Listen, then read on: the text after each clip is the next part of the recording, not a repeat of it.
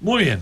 Nos vamos a ir con el entrevistado, con la única entrevista del día. Vamos a recibir del otro lado de la línea, del otro lado de la pantalla, a Andrés Ibarra, presidente de la Fundación País Abierto y Digital, socio vitalicio de Boca y ex candidato a presidente por el Club de la Ribera. ¿Cómo te va, Andrés? Buenas tardes. Bienvenido al programa. Marcelo Rojas te saluda. ¿Cómo estás? ¿Qué tal, Marcelo? ¿Cómo están? ¿Se escucha bien? Bien, perfecto. Sí. Se te escucha 5/5. Excelente. Perfecto. Bueno, aquí estamos, muy bien. ¿Cuánto muy bien. hace que veníamos atrás de esta nota? Bueno, queremos agradecerle a Juan, que maneja un poco la prensa tuya. Sí. Bueno, y lo primero... Culpa de él, ¿eh? Culpa de Juan. Culpa de él. Sí, culpa de él. No, te veo un tipo bastante accesible para los medios. Bueno, Andrés, lo primero que te quiero consultar, obviamente, nobleza obliga. Ayer murió un prócer del fútbol argentino. Sí. Lamentablemente se nos fue el Loco Gatti. Y yo quería preguntarte qué significó para vos Gatti en el fútbol argentino y en el Club Atlético Boca Juniors. Bueno, además está decir que es una de las grandes figuras, grandes ídolos que hemos tenido en Boca. Y para mí un recuerdo imborrable asociado a mi juventud, a cuando éramos chicos, íbamos a la cancha, mil recuerdos del Loco, el famoso equipo del Toto, porque él vino con una camada que trajo el Toto Lorenzo, desde Unión, con Unión hizo una campaña extraordinaria, y entonces en el 76 vino el Loco Gatti, Mastrangelo, el Chapa Suñé, el Chapa Suñé, creo que en ese momento Marito Sanabria también, no sé si fue ahí o después, no me acuerdo. Sí. Pero era un equipo, el famoso equipo de Gatti, Pernía, Sá, Mouso. Salía de memoria. Al principio. De memoria salía ese equipo. De memoria, sí. Ese equipo lo tengo en memoria, después tengo algún otro y obviamente el de Bianchi. Y después Benítez, Suñé, Ribolsi, que Ribolsi, el Toto lo hizo jugar ahí al medio también. Y casualmente recién estuve, bueno, y por supuesto el Ever, Darío, Feldman. Y el Toti Beglio. Y el Toti. Bueno, esperá, vengo, hace un rato estuve en el velatorio, en la legislatura, fui un rato, y me encontré, la verdad que para mí fue muy emotivo todo. Primero, la despedida al Loco Gatti, y después que estuve ahí con el ruso Ribolsi, con Pancho Sá, con el Toti Beglio, y con ¿quién más estaba? El ruso, te dije, y Marito Sanabria, por supuesto también con Lucas, con el hijo. Así que una emoción grande, un recuerdo del Loco inigualable. El único sabor amargo que les digo que me quedó fue el día y que nunca, yo como hincha hablo, obviamente, el Pato Pastoriza fue un gran jugador y un gran técnico, pero nunca le perdoné el partido yo estaba en la cancha con Armenio, con Deportivo Armenio, en el primer tiempo, que el Loco hizo la que hizo 1000 veces y la quiso parar de pecho, la pelota se le va, se la roban, hace el gol Armenio y lo saca en el primer tiempo y nunca más lo vimos jugar en primera desde ese día. Y esto no se lo perdoné al Pato. Claro, lo terminó colgando. Lo colgó, pero era innecesario porque él merecía una despedida distinta, porque en algún momento también, algún gol que le hicieron el Toto Lorenzo en la segunda vuelta del Toto, él lo cuelga también, lo saca en un entretiempo que se comió creo que 2 goles con Newell's, lo tengo ahí borroso, pero después lo volvió a poner, porque el Loco era extraordinario, ¿eh? Bueno, así que en fin. Y bueno, pero por suerte, afortunadamente, se hizo un gran homenaje a un grande, a un disruptivo, a un diferente, a un tipo que revolucionó el puesto de arquero. Totalmente. Te consulto, Diego, ¿qué reflexión haces sobre los 120 años que acaba de cumplir Boca Juniors, ahora el 3 de abril? Bueno, sí, muy impresionante la historia. Mira, hicimos una reunión con el grupo cercano del mismo movimiento, que se llama Pasión y Gestión, y habrán venido unas 150, 160 personas cercanas, ¿no? Lo que yo llamo el primer círculo, que están cerca, como digo, nuestro y siguiendo a Boca y bueno, nada, estando ahí alertas en lo que tiene que ver con una oposición constructiva de cara al 2027, ¿no? La gente que también me acompañó en la campaña anterior. Y yo les decía, en ese speech, en esa charla, yo me refería a la grandeza de Boca. Que la grandeza de Boca tiene que ver, esos 120 años de grandeza, y que yo lo defino como el club más grande del mundo, por varias razones. Primero, por su historia, una historia inigualable. Ningún club en la Argentina, en la suma de tanto de trofeos como de episodios, como la gira del 25, ningún club tiene la historia, y como yo digo, la historia se construye por esos hechos, se construye por los títulos, se construye también por algo que tiene Boca que no lo tienen los demás, que es esa mítica Bombonera, ¿no? Que ha cumplido toda una historia en los recuerdos de los hinchas de Boca, y que además está definido así por un par de diarios deportivos y expertos en el tema, como, bueno, vivir un superclásico en la Bombonera es una de las cosas que no te podés perder antes de morirte, ¿no? En la Bombonera. Y por último, la pasión inigualable de su gente, que no hay hinchada en el mundo como la de Boca. Ahora, todo eso que constituye la grandeza debe reforzarse en materia, tiene que, digamos, trabajarse para que esa grandeza continúe desde el punto de vista institucional, deportivo, económico, etcétera. Y eso es lo que no podemos perder de vista. La grandeza esa se construye todos los días y no se declama. Si la declamamos y no trabajamos todos los días para eso, nos vamos a quedar sin futuro, o sea, con pasado, pero sin futuro. Buenas tardes, Andrés. Sebastián Ciano lo saluda. Bueno, ¿Qué tal, Sebastián? ¿Qué tal? Buenas tardes. Por lo que dijo, recién lo escuché mencionar, 2027, así que intuyo que tiene ganas de tener otra chance para ser presidente de Boca. Y a raíz de esto, bueno, le quería preguntar, a ver, en su momento, en lo que fue las elecciones pasadas, ¿qué cambios estructurales querían llevar al club, tanto usted como Mauricio Macri? Y si lo pregunto, no solamente lo que querían en su momento, sino viendo cómo está Boca en este momento, qué cambios estructurales querían y quieren en un futuro. Muy buena la pregunta. Respecto a lo del 27, claro que yo voy a seguir trabajando con toda mi gente. Yo tengo una responsabilidad porque fui el candidato de la oposición y voy a seguir trabajando para el Boca que nos merecemos todos los hinchas de Boca, con la vara bien alta, ¿no? La vara de las copas internacionales, de los torneos intercontinentales, etcétera. Los cambios estructurales, primero que nada, el manejo institucional en sí mismo, es decir, un club reconocido en el mundo y con vínculos con todo el mundo, en donde tengamos relaciones aceitadas con el Real Madrid, con el Atleti, con el Manchester City, con los clubes del mundo, porque hay torneos, hay idas y vueltas de torneos juveniles, de jugadores, digamos, hay que construir y seguir construyendo los vínculos que supo tener Boca en el mundo y que hoy hay bastante pobreza en ese sentido. En segundo lugar, el fútbol, el manejo del fútbol. Definitivamente, siempre lo dije, y no contra las personas, sino contra la organización. Yo, en caso de ganar, hubiera disuelto el Consejo inmediatamente, el Consejo de Fútbol, porque yo tengo una experiencia vivida como gerente general en la mejor presidencia de la historia de Boca, que fue la de Mauricio, y he conocido el mundo del fútbol y sé lo que implica en un vestuario la contaminación de otras personas y de gente que cada una tiene su orientación y que quiere sus jugadores y sus representantes.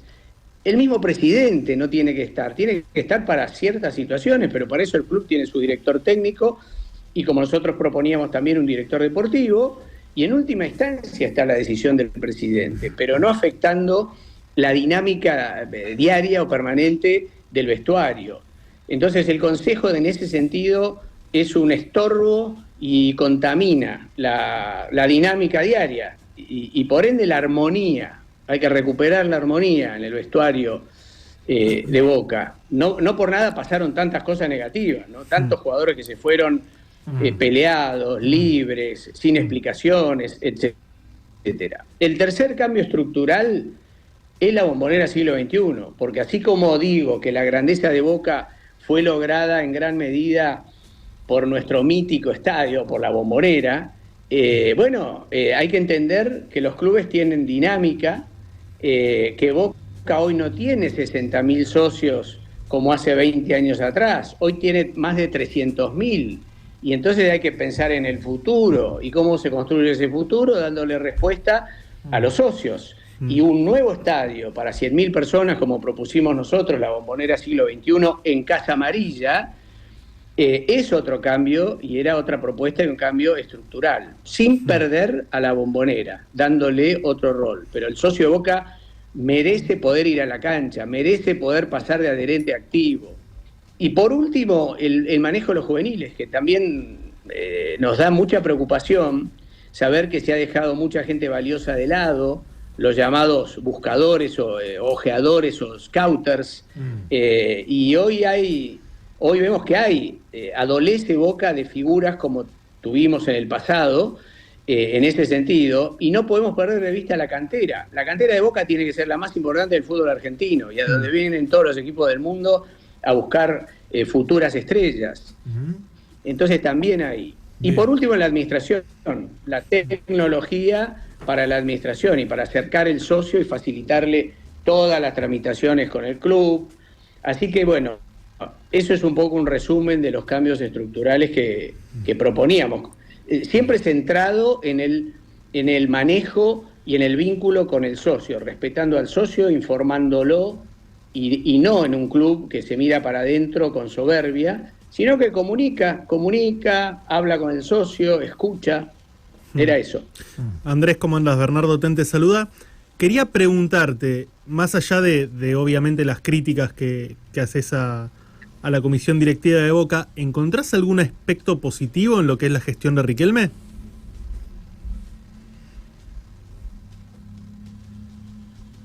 Sí, lo está pensando.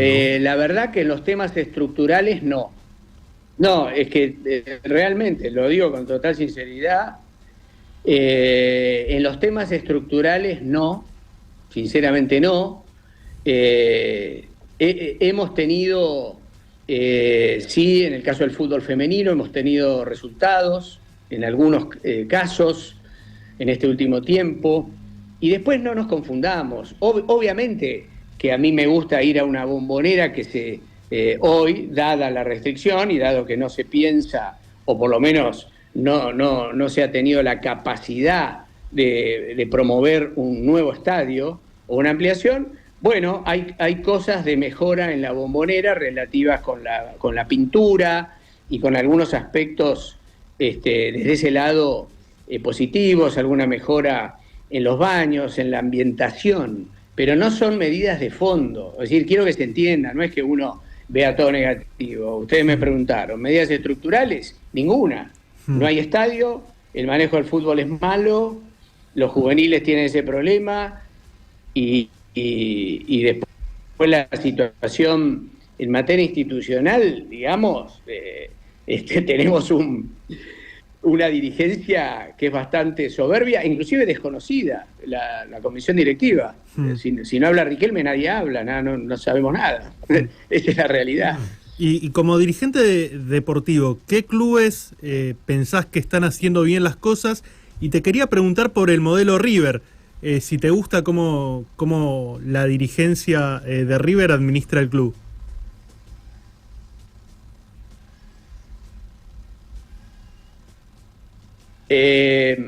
Me cuesta hablar de nuestros primos, porque siempre está en el medio la competencia, la sana competencia, y donde por supuesto nosotros les llevamos ventaja. Ahora, en materia institucional, hay una realidad hoy, y que el hincha de River se jacta de eso, es por ejemplo, el estadio, y un buen manejo dirigencial desde la presidencia de Donofrio en adelante. Dirigentes que son reconocidos desde el lado empresarial, de gente conocida con un buen criterio empresarial. Igual quiero decir que el domingo espero que les ganemos y que reivindiquemos nuestra paternidad, ¿no? Pero respecto de ese otro tema, lo han manejado bien, es una realidad. Te voy a pedir un poder de síntesis, ¿por qué no Andrés? decirlo? A ver, si lo tenemos ahí, ¿nos escucha? Sí, ¿no? ¿Se fue? Ahí está. Ahí volvió. Ahí está. Ahí está. No, te íbamos a redondear la respuesta Algo pasó. porque nos quedan preguntas y ya tenemos prácticamente que entregar el programa. Te voy a pedir síntesis en la respuesta, porque Dale. si no, no llegamos. ¿Quedó algo para redondear lo que te estaba consultando Bernie? Porque justo tuvimos ahí un inconveniente técnico. No, simplemente eso, que la verdad que en los últimos años la dirigencia de River ha hecho un buen trabajo y se nota, se ve, pero eso no quiere decir que deportivamente nosotros no seamos mejores y no seamos los padres de ellos, ¿no? Eso va por otro carril. Te hago dos en una que tienen que ver con las elecciones pasadas, digo. ¿Por qué crees que no ganaron, digo? La gente que votó una gestión, ¿votó por la gestión o votó por el ídolo? Y digo, ¿y cuánto tuvo que ver la política en esa elección? Y si te molestó, o no te molestó que Macri no haya ido a votar. ¿Eso ya vos lo sabías de antemano o te sorprendió? Sí. Ya lo sabía, no me sorprendió. Sabía que era así, que desgraciadamente cuando se corrieron las elecciones ya había un compromiso ineludible. Si hubieran sido el 3 de diciembre, obviamente Mauricio votaba. Como se corrieron al 17, no pudo votar, lo sabíamos. Desgraciadamente se contaminó mucho la elección con la política. Jugó, ustedes vieron, figuras de la política jugando activamente. Y yo creo que la gente votó al ídolo. Seguramente también hubo una campaña de comunicación que ellos la manejaron bien, pero sobre la base de un par de mentiras. Pero bueno, la verdad que les dio resultado. Mintieron respecto de que queríamos intervenir al club, mintieron respecto de que no queríamos que se vote. Nosotros queríamos que se vote, pero como había dicho la jueza, corrigiendo el padrón, porque habían metido 13.000 socios por la ventana que ni siquiera eran adherentes. Había adherentes activos y otros que ni siquiera eran y el mismo día los pasaron, ¿no? Entonces se contaminó mucho y bueno, ellos aprovecharon también esa estrategia de comunicación, ¿no? Mentirosa. ¿Qué ha ido a votar Milei, digo? ¿Sumó o restó? No, con todo el derecho, aparte recién elegido, recién en funciones, ¿no? El 17 de diciembre y Milei había asumido una semana antes, ¿no?